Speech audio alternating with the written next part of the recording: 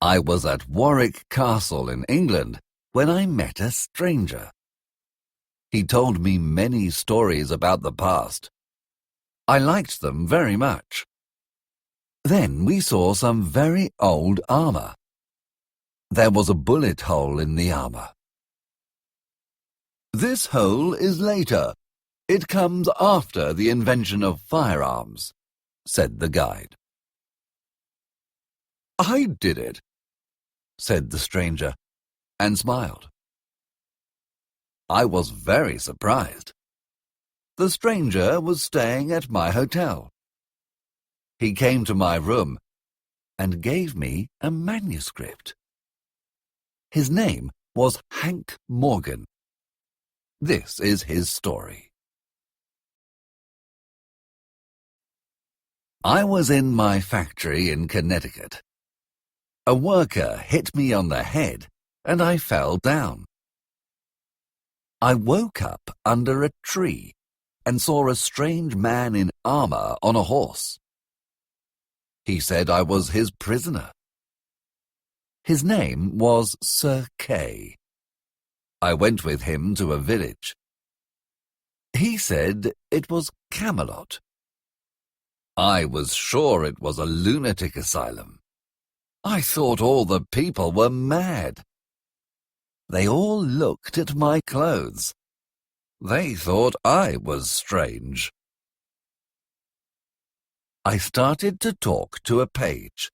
His name was Clarence. "Where am I?" I asked. "King Arthur's court, in the year 513, he answered. "You are a prisoner. They are going to kill you. But I will come and visit you in prison." Then some people took me to the king at his round table. There were lots of knights sitting round the table eating. Lots of people served them food. Beautiful ladies watched from a balcony. Musicians played on another balcony. The room was very big and made of stone. The knights' and ladies' clothes were beautiful. An old man stood up and told a story. Everyone was bored and fell asleep. The old man was Merlin. Then Sir Kay told the story of my capture. He told a lot of lies and said I was very dangerous. He presented me to Queen Guinevere. He said my clothes were magic. They took away my clothes and then put me in prison. I fell asleep. When I woke up, I thought it was all a dream. Then I realized it was true. I was a prisoner at King Arthur's court. Clarence came to visit me. "Help me to escape," I said to him. "I can't," he answered.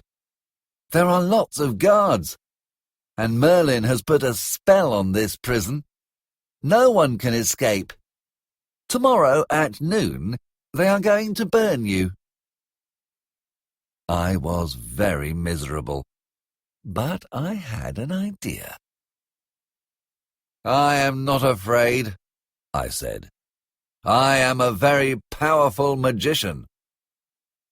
"Is today the 20th of June?" "Yes, it is," said Clarence. "Then go and tell the king that if he burns me, tomorrow the world will end in darkness. I'll end in light and warmth. Everyone will die." I knew from my studies that on the 21st of June, 513, there was a total solar eclipse. That was my magic, to make the sun disappear. The next day, they came to get me and tied me to a big tree. People sat to watch all around. Everyone wanted to see. I was afraid. And if my calculations were wrong? Then everyone looked up. The eclipse was beginning. "Burn him!" shouted Merlin. "Stop!" shouted King Arthur. "Have mercy! Do not destroy the sun.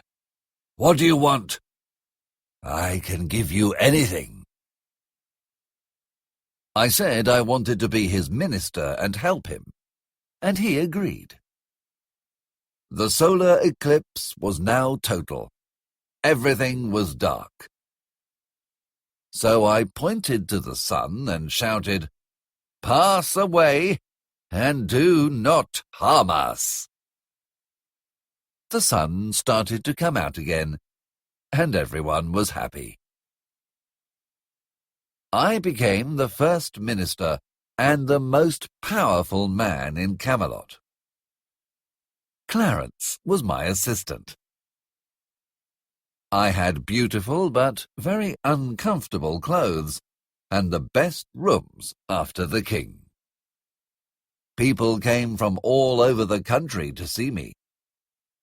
I was famous, but they wanted another piece of powerful magic from me. Merlin was in prison. He was my enemy, so I said I wanted to explode his tower with fire from the sky. His tower was an old Roman one and very solid. One stormy night, I filled it with gunpowder and attached a metal stick to it. Then I told everyone to gather, and we watched as the lightning hit the tower and it exploded. Everyone was afraid. They thought I was a very powerful magician. As time passed, I realized that the people in Camelot were like children. They were very simple. They couldn't read or write, and they were not logical. They believed everything they heard. I started to open secret schools and a secret military academy. I put down telephone wires to have telephones. I wanted to create newspapers. I taught Clarence to be a journalist.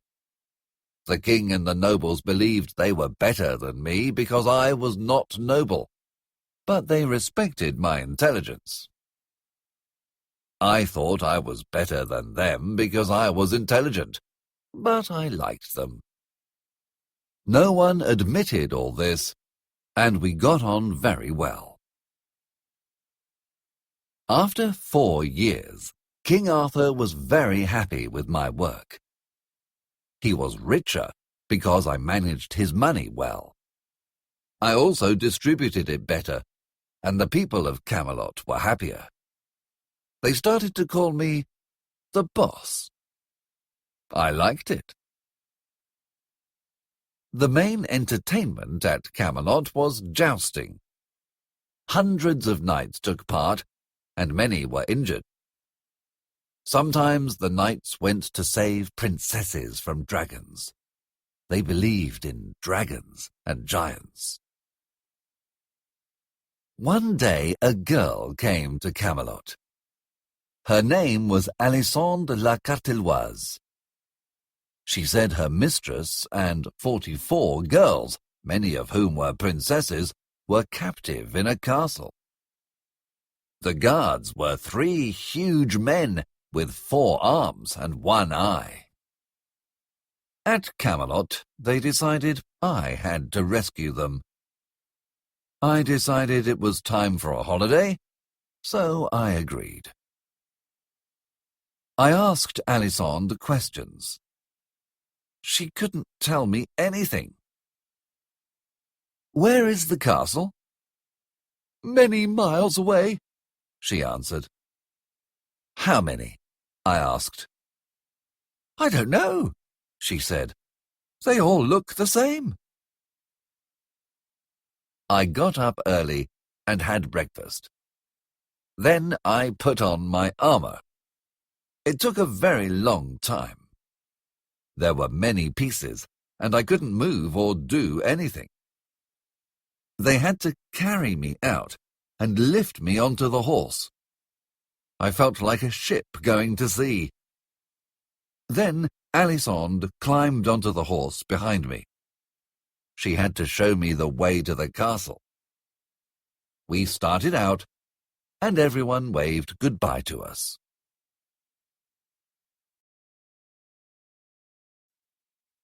Chapter 2.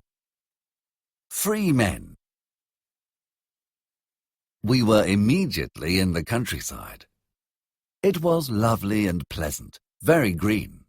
There were a lot of trees, fields, and rivers. Then it started to get hot. Sweat ran into my eyes. My armor got heavier and heavier. Finally, Alisande took off my helmet, filled it with water, and poured it into my armor. I felt better. Alisande never stopped talking. I told her to take a rest and not use up all the air. Night approached. It got dark fast. I found a place for Alisande to sleep, and then one for me. It got very cold, and lots of insects climbed inside my armor. I couldn't sleep. In the morning, I was cold, tired, and hungry. Sandy was bright and fresh. We set off. Suddenly, we met a group of poor, ragged people. I had breakfast with them and saw they were very happy. They were free men. They were farmers and artisans, about 7/10 of the population. They were the only useful part of the population, but they could do nothing without the permission of their lords or the church. They couldn't sell anything without paying tax. They had to give part of their produce to the lords and bishops and work for them. These men were free, but they were repairing the bishop's roads as part of their duty. I asked them, "If you had a vote tomorrow, would you vote for a king?" They didn't understand, except for one man. He said, "In a nation with a vote, there are no kings or bishops." I decided to send him to my man factory, a school where Clarence was teaching people to read and write. I gave the men 3 pennies for my breakfast. It was a lot of money, but they deserved it. Then I lit my pipe. The next day we were crossing a meadow when Sandy shouted, "Defend yourself! Danger!" 6 armed knights were in the shade of a tree. They attacked me. I lit my pipe. They suddenly stopped. Sandy said they thought I was a dragon. Then she told them to go to King Arthur's court and surrender, becoming my knights. Sandy told me the story of the knights. It was very long. While she was speaking, I remembered the girl I loved in Connecticut, and I was sad. But then we saw a big castle. Outside the castle, I met one of my knights. He was my soap missionary. He went about selling soap because I wanted a cleaner country. He didn't manage to sell soap in that castle because someone died while they were using it. He told me the owner was Morgan Le Fay, King Arthur's sister. Her husband was King Uriens. Their kingdom was so small you could stand in the middle of it and throw a brick into the next kingdom. Morgan Le Fay had a terrible reputation, but at first she seemed very kind. She invited us to have dinner.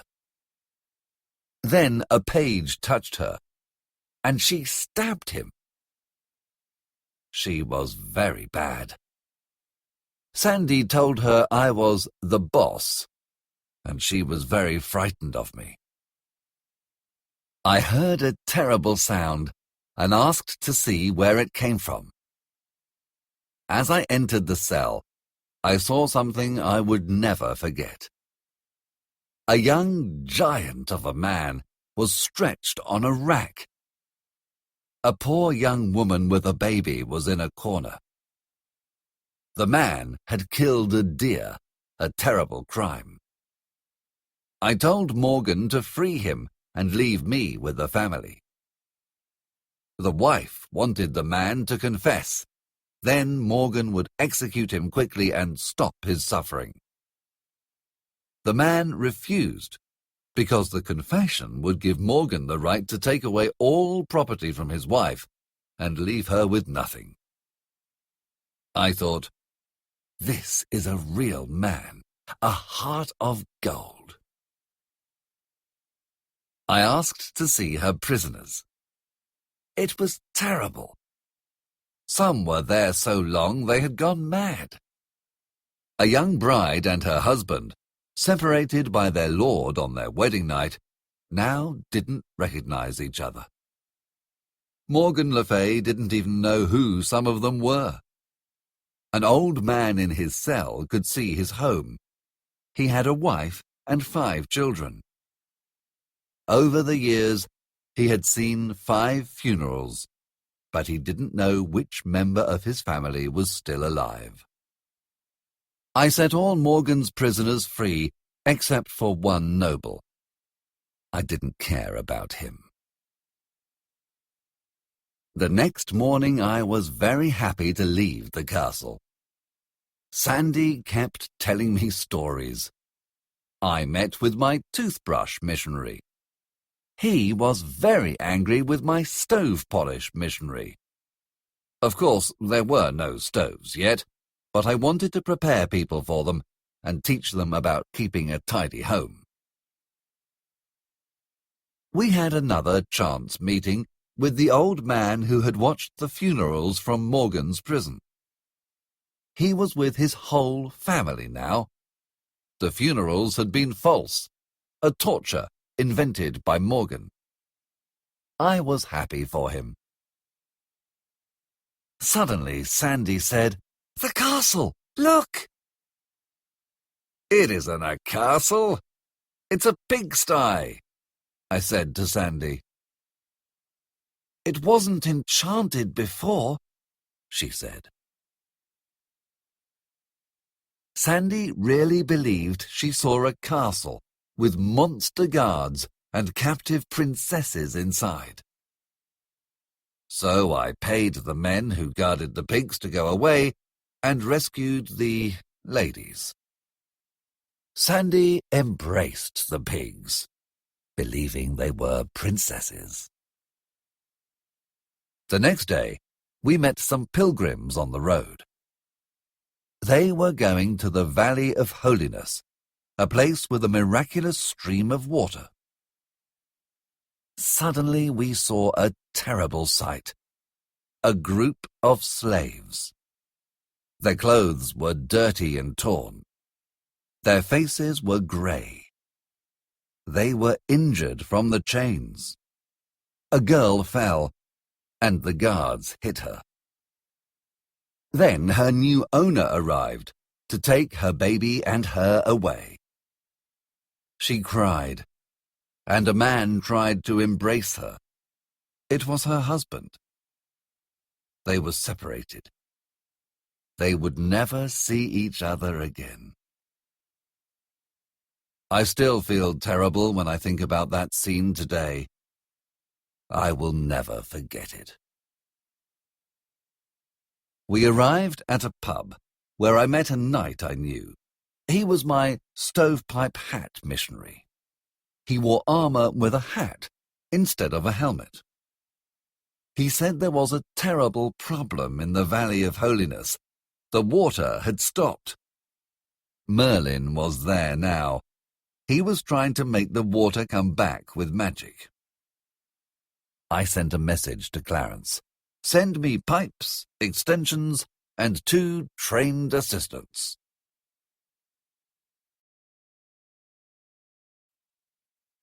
Chapter 3. The Holy Fountain. We travelled quickly with the pilgrims and arrived in the Valley of Holiness before sunset. All the people there were sad. I met the abbot. "Hurry, my son," he said. "Save our valley, or we will lose 200 years of work. But do not use the devil's magic." "I only use God's work," I said.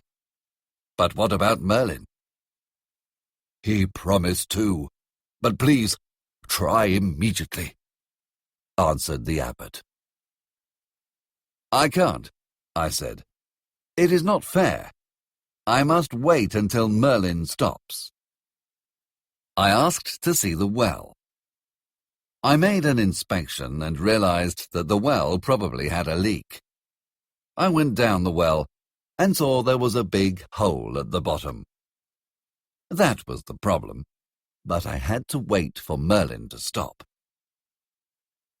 The next day, I decided to visit some hermits. They were all very dirty and very strange. One had chains. One was naked and black with dirt. One stood on a pillar and moved up and down. Eventually, I attached a sewing machine to him and made shirts. It made a lot of money. Soon Merlin decided to give in. So with my assistance I repaired the well and put in a pump. Then we made a tunnel for the water to flow outside too. I put down some fireworks. I called everyone and started the miracle. I said very big, strange, invented words. Everyone thought they were magic. Then I lit the fireworks, and the water started to flow. It was a huge miracle. Soon after, I asked if the monks wanted a bath. They were horrified. Baths were forbidden, because people having baths stopped the water in the past. But I told them it was a different problem that stopped the water, not the bath. They were very happy and loved the swimming pool I built for them to wash in. One day I was walking in the valley when I heard a voice in a cave. It was one of my telephone operators. I asked to speak to Camelot and learnt that the king and the court were coming to visit the valley. When I returned to the monastery, I had a horrible surprise. A new, giant magician.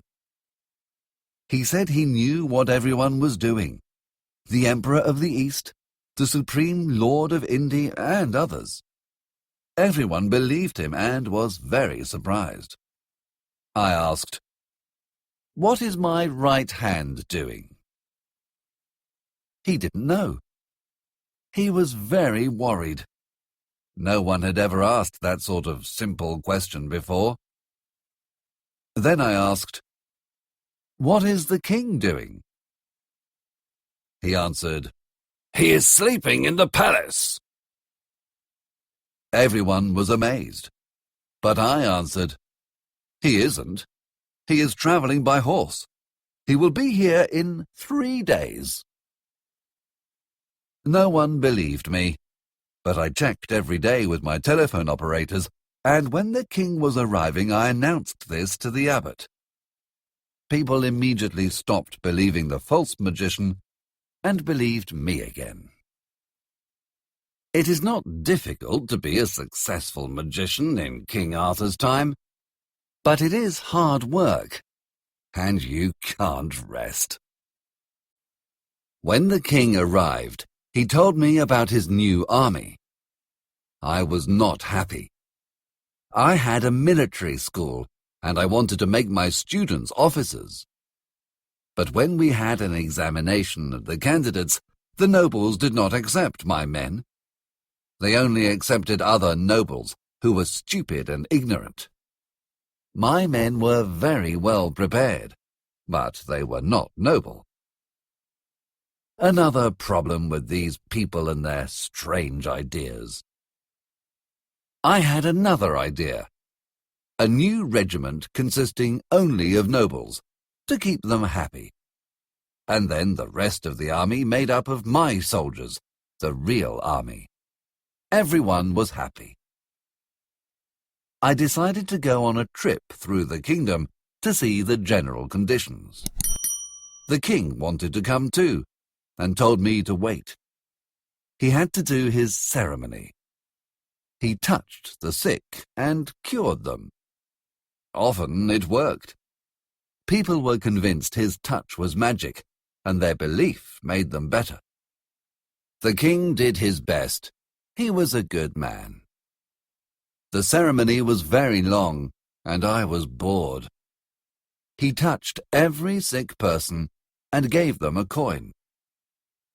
I decided to stop the gold coins and make copper ones.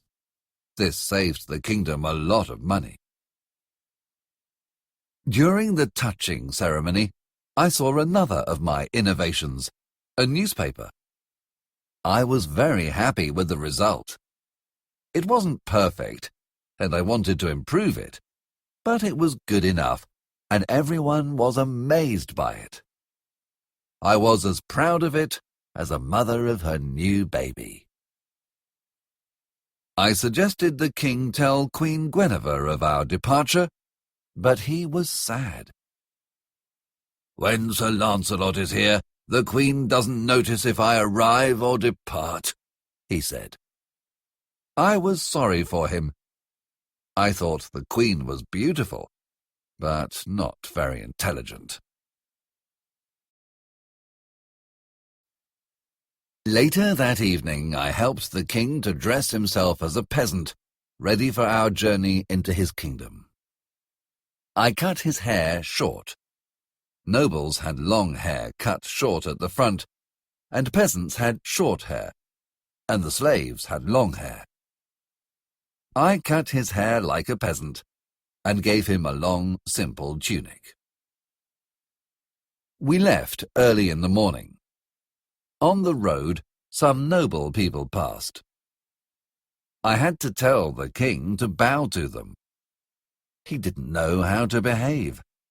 He wasn't good at bowing, and one of the nobles tried to hit him. I stepped in, and he whipped me instead. Next, we met two knights. The king did not move off the road. He didn't understand that peasants had no rights. He believed the knights would ride round him. They didn't.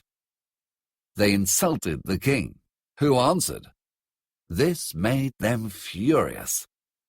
To save the situation, I insulted them more. They turned and started to attack us, so I threw some dynamite at them, and they exploded. The king thought it was magic. I told him I could not repeat it another time. He said, "You must read my thoughts and stop me before I make mistakes." "I can't," I answered. He was amazed. "But Merlin can," he said. I realized I had made a mistake.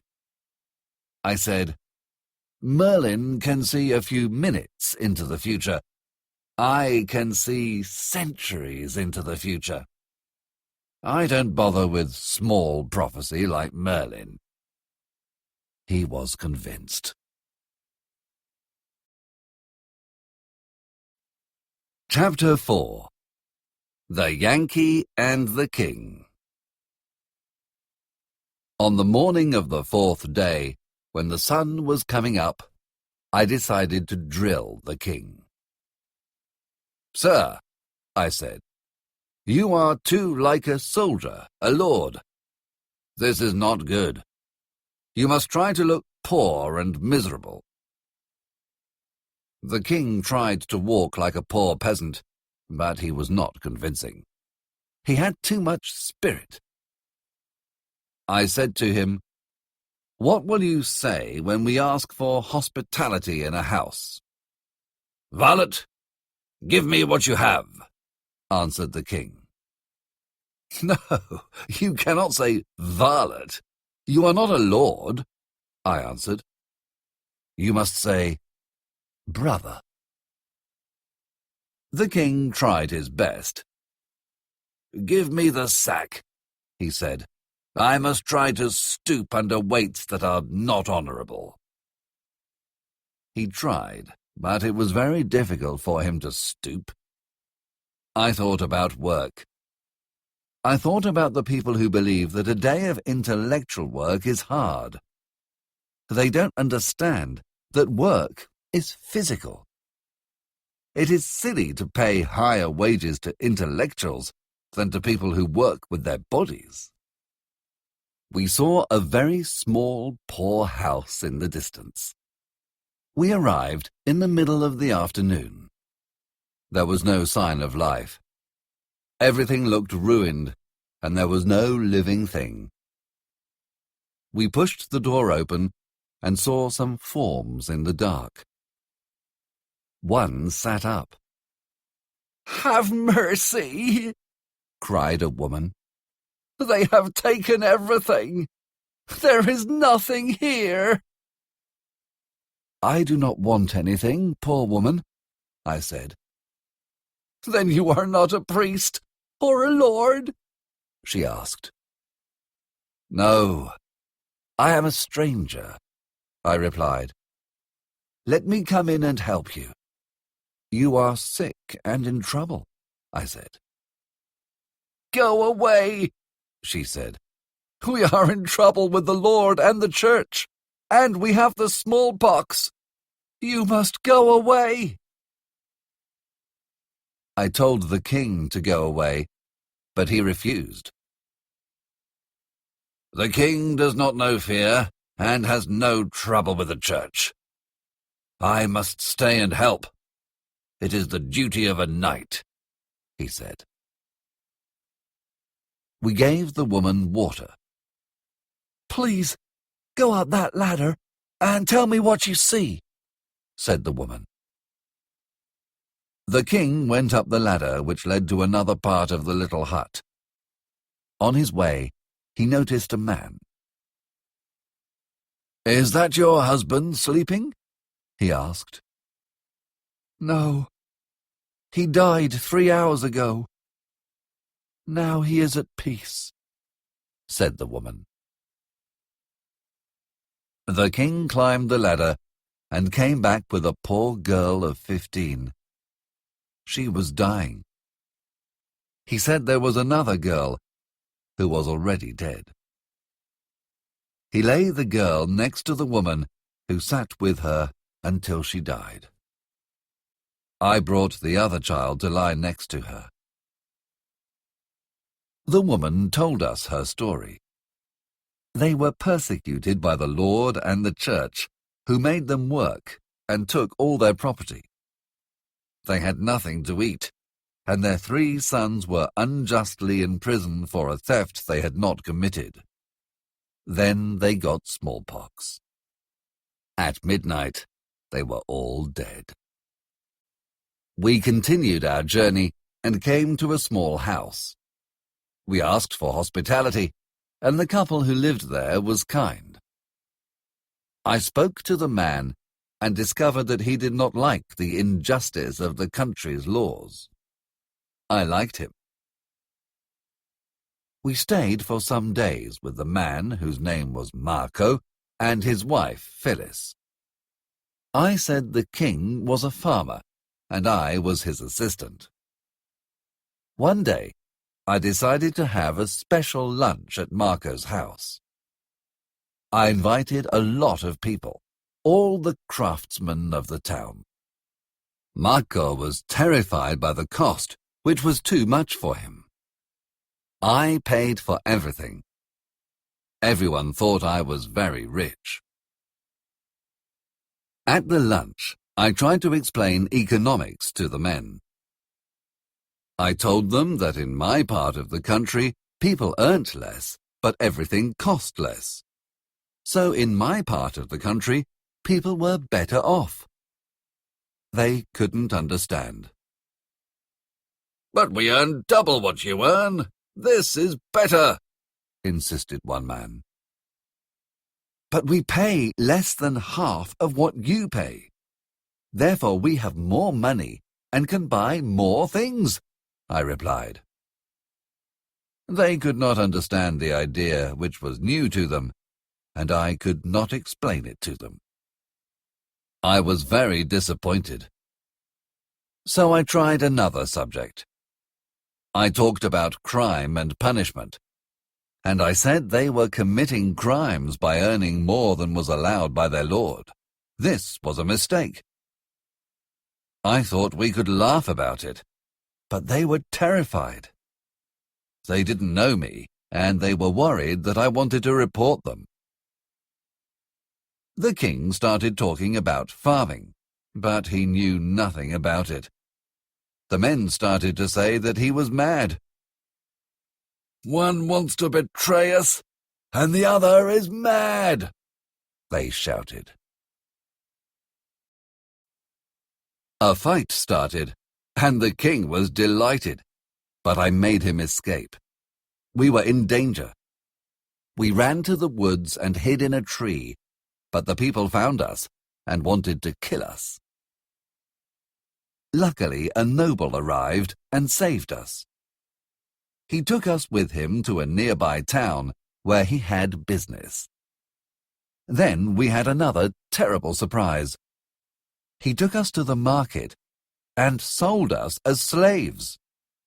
He sold the king for $7 and me for $9. I was offended. I was worth at least 15, and the king 12. We were chained to the slaves by the master, who was hard and cruel. We got lost in the snow, and 5 people died. Then a woman arrived screaming and tried to find protection with us. The people in her village said she was a witch and wanted to burn her. Our slave master helped them. We could not help her. Our master was angry about the dead slaves and revenged himself on this poor woman. Then we saw a procession. A young girl of 18 was sitting on a coffin in a cart. She had a baby. With her was a priest who told her story. She was a young wife and mother. Then the army took her husband away to be a soldier. She had no work and was starving with her baby. So she stole a small piece of linen. The judge decided to hang her. The owner of the linen felt so bad he committed suicide. She cried and held her baby, but the priest, who was very kind to her, made a speech against the laws and the sentence, and promised to look after the baby. There was gratitude in her face when she died.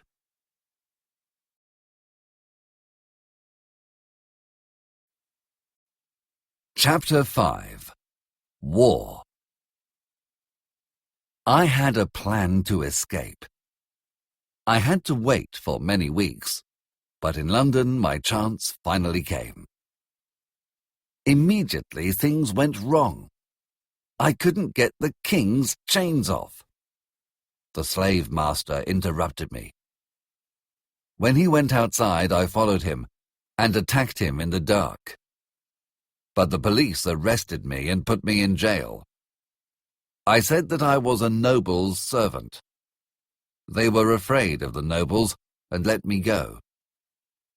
Then I discovered that the other slaves had killed the slave master. They were all in prison, condemned to death. I found a telegraph station and sent a message to Clarence. "Send knights to save the king and I.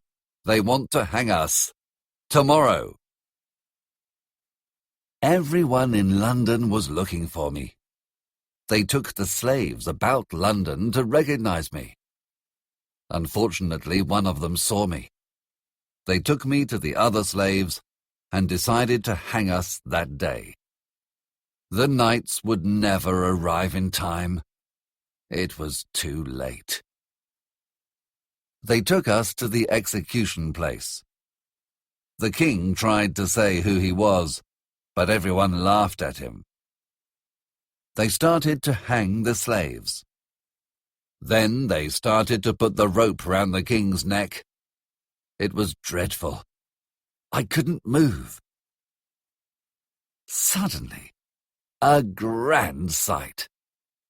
500 knights in armour, on bicycles. Sir Lancelot and the knights saved the king. Clarence was very happy. "What a surprise, eh?" he said. "The boys practiced for a long time." Soon I was home again in Camelot. I had to fight Sir Sagramore in a tournament. Everyone came to see it. The knights all supported Sir Sagramore. Merlin did some magic to protect him. I only had Clarence to support me. We started the fight.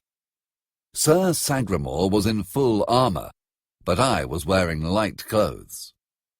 Everyone thought I was ridiculous, but I could move fast and avoid him. He couldn't catch me. He got very angry and wanted to kill me. I used my lasso. They didn't know about cowboys and were amazed. I pulled Sir Sagramore off his horse and won the fight. But Merlin stole my lasso, and Sir Sagramore wanted to fight again. I shot him with a gun. Everyone was shocked. They thought it was magic. The knights were angry. 500 of them attacked me all at once. I shot some, and the others escaped. Everyone was afraid of me. For 3 years, I improved the country. It was happy, civilized, with more money.